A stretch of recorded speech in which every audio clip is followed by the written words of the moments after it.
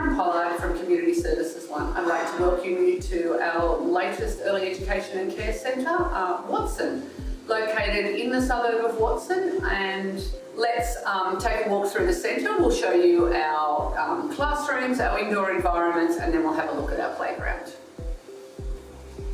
This is our sign in and sign out space. We use the childcare management system called Owner. It's an online app-based system which allows you to sign your child in and out to the service and allows us to communicate with you during the day.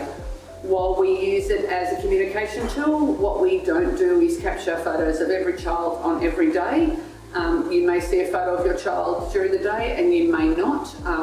Our focus is our educators playing and engaging with children rather than trying to capture those individual moments. Educators are always available to have conversations about your child and the day, and you can also make time to catch up with them individually. You can see our hallways are just starting to develop their own sense of who we are as a service. This is our menu. It's a 4-week rotating menu. And it changes between winter and autumn. We're very shortly about to jump into a spring-summer version, and there's a little note up on the corner that shows you what week we're up to. We cater to allergies, intolerances, and any cultural needs that your child may have. We have a full-time chef employed on the service, and all of our food is prepared on site and sourced from local ingredients where possible. He is also available all of the time to have conversations about your child, what the transition to solids looks like, and lots of conversations about what your child may or may not have tried. So this room is our senior babies junior toddler room. At the moment it is about to open next week, and it will open with children approximately 18 months to 2.5 years. You can see that all of our rooms flow naturally out into the playground, and allowing that indoor-outdoor play to be really clear for children, gives us clear supervision points throughout, and allowing educators to be able to have play-based activities that flow throughout the building. We're now moving into what will be the senior toddlers room in between the junior toddlers. You can see that the rooms are connected by sliding doors. These rooms were very intentionally designed to be able to have children move authentically between the two rooms, with ratioed educators being able to supervise. It holds the possibility to have a big dance movement going on in one classroom, but for children that aren't as intrigued by that, to be able to have quieter activities going on in their room. These rooms flow straight through to the outside, and you can see that the windows are glazed at the bottom, but there's supervision points with windows throughout the rooms. I'm just going to go to the bathroom, and we're just going to talk a little bit about bathrooms and supervision for children. All of our rooms are interconnected by bathrooms and kitchenettes and storage facilities. The bathrooms are designed for children to have access to them from the classrooms and also access to them from outside.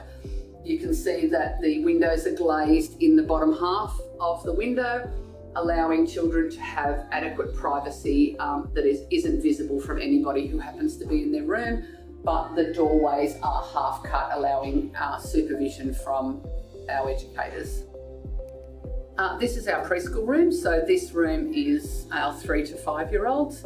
The ratio in this room is 1 to 11. We have a qualified early childhood teacher in this room. And this is the room where we really focus on that next stage of a child's development, that transition into what school readiness looks like. For us, we're play-based. School readiness does not look like enforcing children to learn to read and write. It's about children having the independent skills that they need to successfully go to school and to preschool. They're really simple things. They're the skill to be able to put your shoes off and on by yourself, to be able to identify that something belongs to them and to put it away in their bags.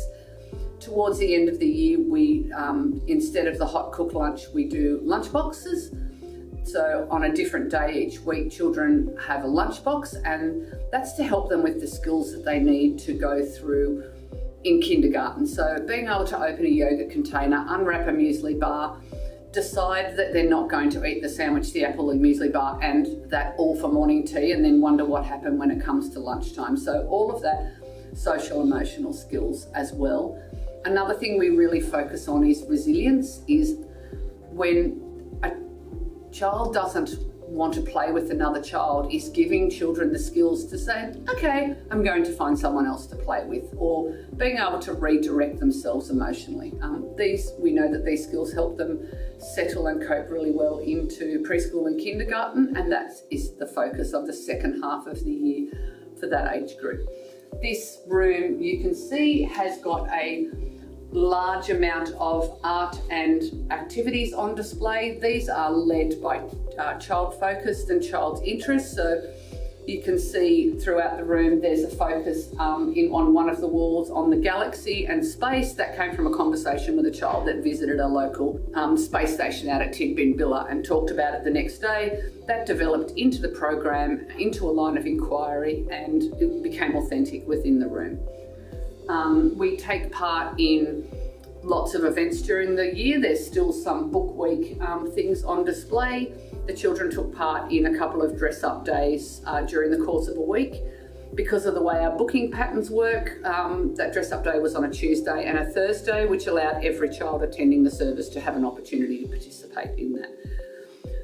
We have a Mandarin teacher employed at Community Services 1. She moves between all of our centres over the course of a week, and she does an introduction to Mandarin language program. She moves throughout the rooms at Watson, spending time with each age group. They talk about cultural events, food. There's beginning skills in writing in Mandarin, and the educators then carry the rest of that program on throughout the day in their program. This is our nursery room. There's 8 babies in this room and 2 educators all the time. So babies room runs at a ratio of 1 to 4. Then an additional educator coming in to support transitions, to support educators with breaks. This is a very busy room. The way that we run our nursery is in consultation and communication constantly with the families. We know that families know their babies best, and we follow their leads and their cues, followed by following the cues and the leads of the baby. We will have lots of conversations with you about your child's routine, and we mirror the routine here. So if your baby has morning tea at 9 o'clock and has a bottle at 10 o'clock at home and goes to bed at 10:30, then that's what we will do for you here. Each developmental stage will be supported by our educators, and you'll see lots of intentional learning in this room.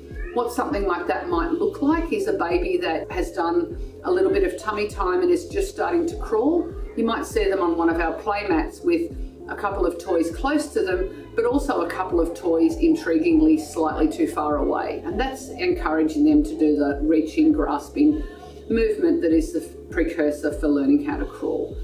Also, when babies are learning how to walk, we have walking toys that assist babies with learning how to walk, that they can hold on to and push around the room.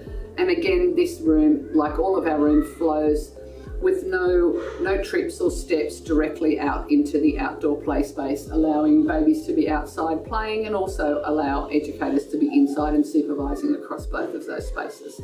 Down the end of our room, we have 2 cot rooms.